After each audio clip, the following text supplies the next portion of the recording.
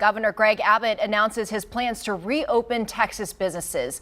While some will remain closed, others will get to reopen in the next week. Eyewitness News reporter Mariah Medina has the details. The team of doctors advising us have determined that it would be unsafe to allow students together in schools for the foreseeable future. Governor Greg Abbott.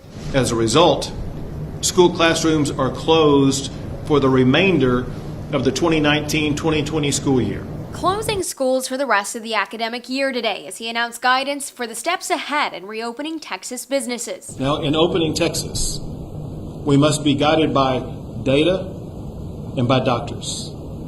We must put health and safety first. Today, Abbott started small, announcing his plans to ease restrictions on retail stores, saying they'll be allowed to do to-go retail by next Friday. He also announced plans to ease up on restrictions for some medical procedures, as well as plans to reopen Texas parks. Your physical and mental health are important, especially at times like these. Going to parks is an effective way to address those needs.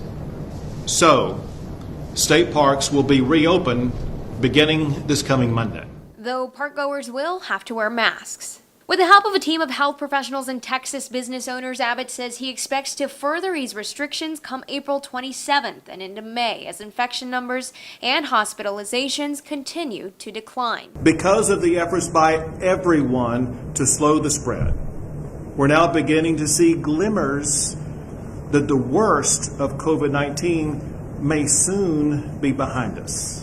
Mariah Medina, KENS 5 Eyewitness News.